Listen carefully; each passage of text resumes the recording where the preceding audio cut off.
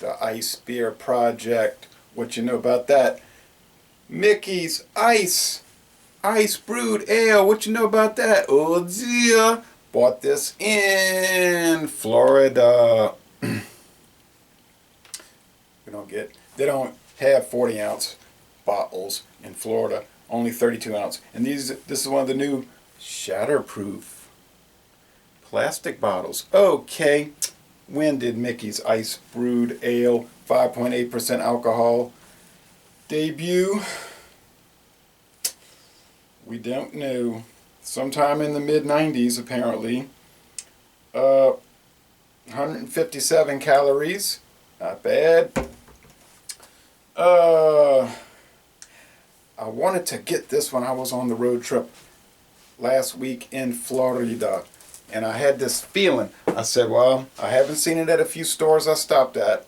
So I said, well, we were on U.S. Highway 19 heading south towards St. Petersburg. And I had a feeling. I said, this BP station. I saw cans of it a few years ago, and I had a feeling they were going to have it. I went in and looked on the shelf. There it was. Then later I saw some cans of it. Here is a 16-ounce can of Mickey's Ice Brewed Ale. And 32-ounce green bottle before they went to the plastic. Bought this in Florida. I've only ever seen it in Florida, so I don't know how many states it's distributed in. I had it in the freezer for a good little while. Made a nice, decent little hiss. Okay. Making some smoke.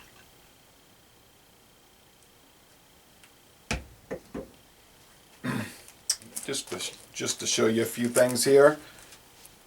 Hulk, The Incredible Hulk #1, 1962. Gray Hulk. There's different stories about it. Marvel has said that when they sent, okay, there's #2. When they sent the book off to the publisher, the printer, that they did it wrong and it came out gray.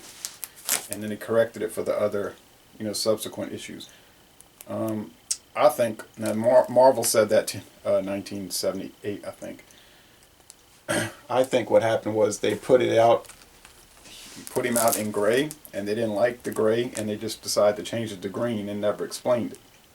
Then they realized later the gray was kind of cool, so for many years they had the Gray Hulk, and they said, well, it was just a mutation. He started gray and he turned green. Whatever the case, the Hulk is typically green.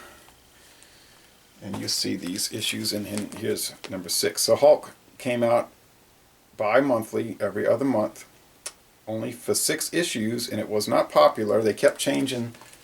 If you read the story, they couldn't really decide what to do with the character, so it was discontinued. Then people were complaining, why did you get rid of the Hulk? So in 1964, they brought it back as a companion story in Tales to Astonish.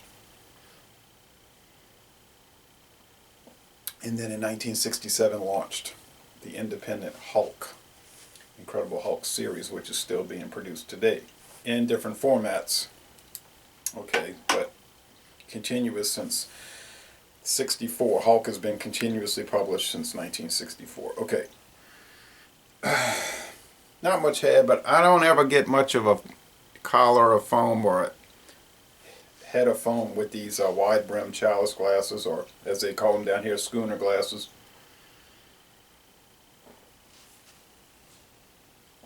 Clear, golden appearance.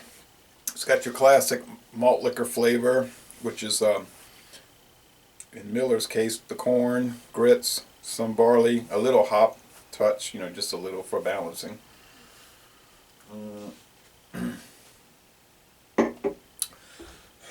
It's smooth.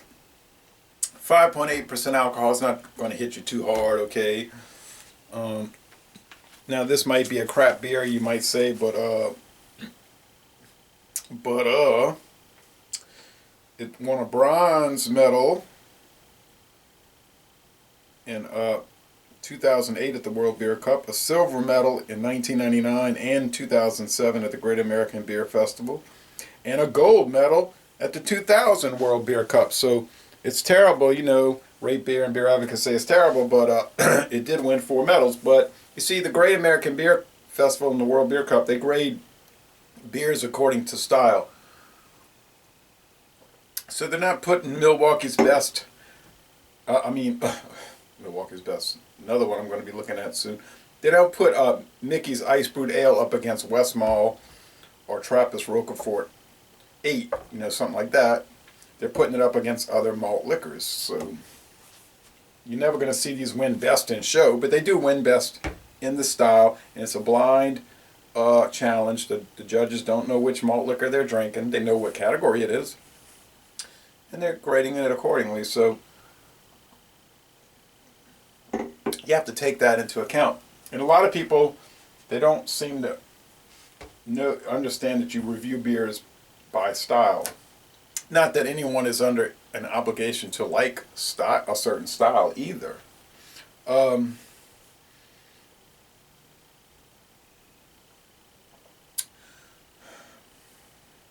This does have a distinct taste from the regular Mickey's. In my mind it does. When I do these taste challenges, blind taste challenges, I have a hard time telling them apart. But I do think I could tell this apart from regular Mickey's. I'll never know because this is the only bottle I have. I should have bought a bunch, huh? And so I could go right down to the store and get Mickey's though. Anyhow, Mickey's Ice Brewed Ale, you heard me? So I don't know if this is really an ale, you heard me, because it just says Ice Brewed Ale. Now on the website it's saying malt liquor. Well, that's not necessarily mutually exclusive terms, because what is a malt liquor? Simply an extra strong beer, typically a lager, but there's no hard and fast rule that it can't be an ale. And maybe it is brewed with ale yeast, and maybe it's brewed at a high temperature. I don't know. I guess I could contact Miller if I was that concerned about it. And if you really wanted to know, you could contact Miller, and I think they would tell you what it is. I do think they would give you a straight answer. So anyway, regardless, it is a malt liquor, and yeah, it's going to go really well with lunch. And I can see why it has won those awards. So thank you for watching this video production, and I would be curious to see what you think about Mickey's Ice Brewed Ale, if you've ever seen it. I was looking up video reviews. They had mine, and then my revisit, and that was it. They had some drinking videos, you know, where people are guzzling. I don't really watch those type of videos because, not to say if you like watching that, that's fine. I'm not interested in watching people guzzle beer, but you know, it's cool and all, I guess. So thank you for watching this video production of the Malt Liquor Project. You're me. What you know about that?